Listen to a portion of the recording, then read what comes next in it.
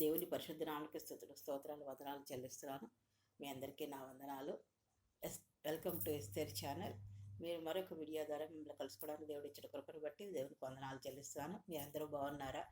దేవుళ్ళు ఆనందిస్తున్నారని నమ్మి స్తుతిస్తున్నాను. ఆరోగ్యంతో ఆనందంగా ఉన్నారని, మనందరికీ దేవుడు మరొక దినాన్ని ఇచ్చినందుకు, సజీవులకు భద్రపరిచినందుకు, ఆయన ఆయుష్ ఇచ్చి ఆరోగ్యం ఇచ్చి జీవం ఇచ్చి నడిపిస్తున్న దేవునికి స్తుతులు స్తోత్రాలు చెల్లించుకుందాం. ఈరోజు ఎరుక గోడలు ఎలా దాటారు వాళ్ళు, దేవుడు ఏం చెప్పాడు, ఎలా దాటారు అది చూసుకుందాం. మనం చిన్న వాక్యం చూసుకుందాం. యెహోషువ 4:23-24 చూసుకుంటే దేవుడు ఏమంటున్నాడు, ఆయన బాహువుతోటి వాళ్ళు దాటారు. 23వ వచనము, ఆయన బాహుబలము అందరికీ, ఆయన చేసిన కార్యం అందరికీ తెలియాలన్నట్టు భూనివాసులు అందరూ తెలుసుకుని లాగున, వాళ్ళు భయభక్తులు నేర్చుకోలాగున చాటాలని ఆయన చెప్తున్నాడు. 24వ వచనం, మీరు ఎల్లప్పుడూ మీ దేవుడైన యెహోవా యందు భయభక్తులు నిలుపుటకును, మేము దాటు వరకు మీ దేవుడైన యెహోవా తానే మా ఎదుట ఎర్ర సముద్రం నిండ చేసినట్లు, మీరు దాటు వరకు మీ ఎదుట యోర్దాను నిండ చేసిందని చెప్పి ఈ సంగతి వారికి తెలియపరచవాలి, అంటే వచ్చే తరానికి తెలియపరచాలని ఆయన చెప్తున్నాడు. యెహోషువ 5:1 చూసుకుంటే, అమోరీ రాజులందరూ సముద్రంనున్న కనానీయులు రాజులందరూ విన్నప్పుడు వారి గుండెలు చెదిరిపోయాయట, భయపడిపోయారు. ఇశ్రాయేలు భయం చేత వాళ్ళు యుద్ధానికి వచ్చేస్తున్నారు, వాళ్ళు మన్ని నాశనం చేస్తారు వాళ్ళు అని తెలిసినప్పుడు వాళ్ళకి ధైర్యం లేకపోయింది, వాళ్ళ గుండెలు అదిరిపోయినట్టుగా మనం చూస్తున్నాం. యెహోషువ 5:13 చూసుకుంటే, యెహోషువ యెరికో ప్రాంతంలో ఉన్నప్పుడు అతడు కన్నులెత్తి చూడగా దూసిన కత్తి చేత పట్టుకున్న ఒకరిని అతను చూశాడు. చూసినప్పుడు ఆయన యెహోషువ అడుగుతున్నాడు, ఏమని అడుగుతున్నారు, నీవు మా పక్షం ఉన్నవాడువా మా విరోధుల పక్షం ఉన్నవాడువా అని అడిగినట్లుగా ఆ వచనంలో మనం చూడగలుస్తాం. అప్పుడు ఆ సేనాధిపతి అతను ఏం చెప్తాడు, కాదు, నేను యెహోవా పక్షముగా సేనాధిపతిగా నేను వచ్చి ఉన్నాను, యెహోవా సేనాధిపతిగా మీ పక్షమున వచ్చి ఉన్నాను అని చెప్తున్నాడు అన్నమాట. అప్పుడు యెహోషువ ఏం చేశాడు, నేల మట్టుకు సాగిలిపడి నమస్కారం చేసినట్టు చూస్తున్నాం. మళ్ళీ ఏమంటున్నాడు, నా ఏలిన వాడు తన దాసునికి సెలవిచ్చినది ఏమనగా, అంటే దేవుడైన యెహోవాకి మీకు సెలవిచ్చింది నాకు చెప్పమని ఈ దాసుడితో పోల్చుకుంటున్నాడు, అంటే తను తాను తగ్గించుకుంటున్నాడు అన్నమాట. సెలవిచ్చింది ఏమని అడిగినప్పుడు, అందుకు యెహోవా సేనాధిపతి, నీ నిలిచి ఉన్న ఈ స్థలము పరిశుద్ధమైనది, ఈ స్థలము నువ్వు నిలబడిన ఈ స్థలము పరిశుద్ధమైనది కాబట్టి నీ పాదరక్షలను తీసివేయమని చెప్పగా యెహోషువ అలాగ చేసినట్టుగా మనము చూస్తున్నాం. యెహోషువ 6:1, ఆ కాలంలో ఇశ్రాయేలు భయము చేత ఎవడను వెలుపలికి లోపలికి కూడా రాకుండా వాళ్ళు యెరికో పట్టణం ద్వారం గట్టిగా మూసేయారట. బయట నుంచి ఎవరు రాకుండా, వీళ్ళు వెళ్లకుండా కూడా, వీళ్ళు బయటకు వెళ్లకుండా రాకుండా కూడా వీళ్ళు తలుపులు మూసివేసినట్టుగా, ద్వారం మూసివేసినట్టుగా చూస్తున్నాం. అయితే దేవుడైన యెహోవా ఇలాగ సెలవిచ్చాడు, వాళ్ళకి ఎలాగ జయించాలి, నేను ఎలా తోడుంటానని వాళ్ళకి ఒక ప్రణాళిక చెప్పారన్నమాట. 6:2 చూసుకుంటే, అప్పుడే యెహోవా యెహోషువతో ఇట్లన్ను, చూడుము, నేను యెరికోను దాని రాజును పరాక్రమం గల శూరులను నీ చేతికి అప్పగించున్నాను.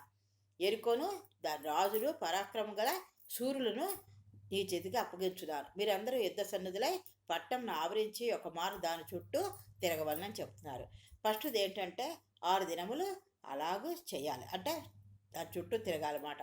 7 రాజులు మందసాన్ని పట్టుకుని ముందు నడుస్తూ ఉండాలి. 7 యాజకులు మందసాన్ని పట్టుకుని ముందు నడుస్తూ ఉండాలి. మిగతా ఇంకా 7 యాజకులు పొట్టేళ్ళు కొమ్ము బోరలను పట్టుకుని ముందుగా నడవాలి. 7వ దినమున 7 మార్లు పట్నము చుట్టూ తిరుగుచుండగా, ఎన్నిసార్లు తిరగాలి, 7వ దినం ఒక్కరోజు మాత్రము 7 మార్లు పట్నం చుట్టూ తిరుగుచుండగా ఆ యాజకులు బోరలు ఊదవాళ్ళు. 4వది ఏంటంటే, మానక ఆ కొమ్ములతో వారు ధ్వని చేయించుండవలను, శబ్దం చేస్తూ ఉండాలన్నమాట. ధ్వని చేయించుండగా ఇంకా ఏం చేయాలి, మీరు బూరల ధ్వని విన్నప్పుడు జనులు ఆర్భాటంగా కేకలు వేయవాలి. మిగతా వాళ్ళందరూ ఈ బూరల యొక్క ధ్వని విన్నప్పుడు గట్టిగా ఆర్భాటంగా కేకలు వేయాలట. 5వది చూసుకుంటే, అప్పుడు ఆ పట్ట ప్రకారములు కులను గనక జనులు తమ ఎదుటికి చక్కగా ఎక్కుదురు అనిను. అప్పుడు నూను కుమారుడైన యెహోషువ యాజకులను పిలిపించి, మీరు నిబంధన మందసమును మోయుడు అన్నాడు. 7 యాజకులను నిబంధన మందసమును మోయమని చెప్పాడు. మిగతా 7 యాజకులని యెహోవా మందసముకు ముందుగా పొట్టేళ్ల కొమ్ము బోర్లను పట్టుకొని నడవాలని చెప్పారు. 7 పట్టుకుని నడవాలన్నమాట, 7గురు. మరియు మీరు సాగి పట్టం చుట్టుకొనుడని చెప్పారు. పట్టం చుట్టూ తిరగమని చెప్పారు.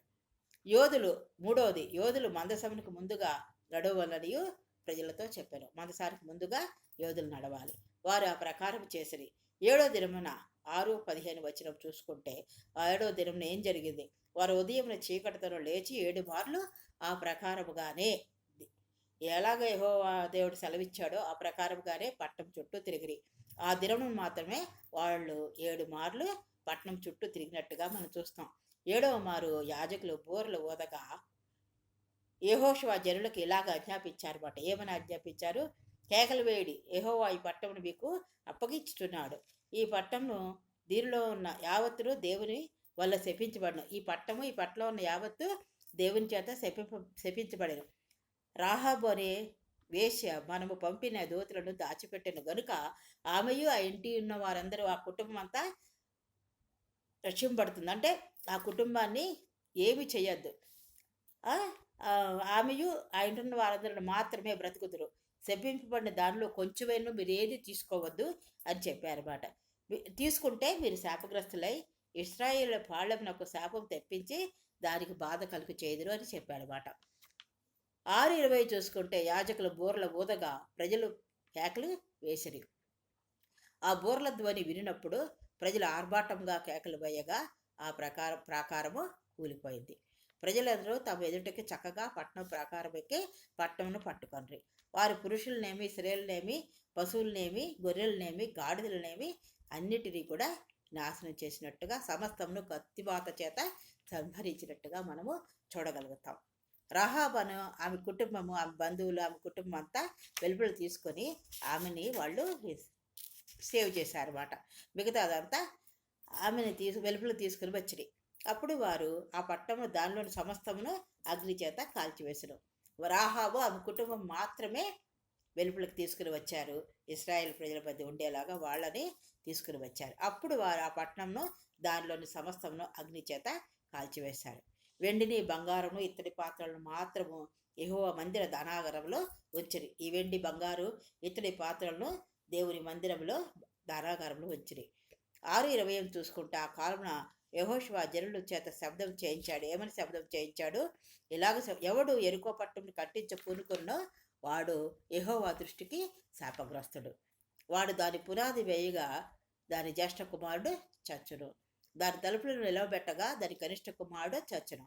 6:27 చూసుకుంటే, యెహోవా యెహోషువకు తోడై ఉండెను గనుక అతని కీర్తి దేశమంతటను వ్యాపించను.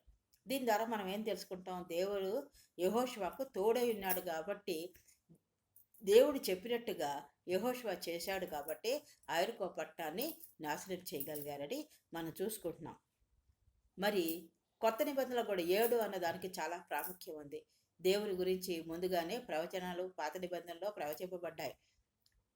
దేవుడైన యెహోవా ఆ పాత ధర్మశాస్త్రాన్ని మనము ఆచరించలేమని తనకు తానే కుమారుడుగా భూలోకంలో జన్మించి తన అమూల్యమైన రక్తద్వారం ద్వారా మనకు రక్షణ ఇచ్చే తోడైన దేవుడు. కాబట్టి మనం యేసుప్రభు వారిని నమ్మి ముందుకు సాగిపోవాలి. ఇక్కడ యెహోషువను చూసుకుంటే, యెహోషువలో ఏవో ఉన్నాయి గుణాలు? విశ్వాసం, విధేయత. దేవుడు చెప్పినట్టు దేవుడు తగ్గించుకున్నాడు, విధేయత. తర్వాత దేవుని ఆజ్ఞ పాటించడం, దేవుడు ఎలా చెప్పాడో అలాగా ఆజ్ఞ పాటించాడు. భయము అంటే సందేహం, ఇది జరుగుతుందా లేదా అన్న సందేహం లేదు. ఆందోళన, సంకోచం, హెచ్చరిక, ఇవన్నీ కూడా ఉంటాయి భయంలో. ఇవన్నీ, ఈ భయాన్ని ఆయన కలిగి ఉన్నాడు. దేవుడు చేస్తాడు అన్న ఈ సందేహం అవేమీ లేకుండా హెచ్చరికగా తీసుకొని ఆయన దేవుడు చెప్పినట్టుగా చేసినట్టుగా చూస్తున్నాం. భక్తిలో ఏంటి? గొప్ప ప్రేమ ఉంది, శ్రద్ధ ఉంటుంది, దేవుడి యందు ఆరాధన ఉంది, ఒక ఆధ్యాత్మిక భావం ఉంది, ఒక మతపరమైన సూత్రం అని చెప్పుకోవచ్చు. కానీ ఇక్కడ మనము శ్రద్ధ, అభిమాన, ఆరాధన, ఆధ్యాత్మిక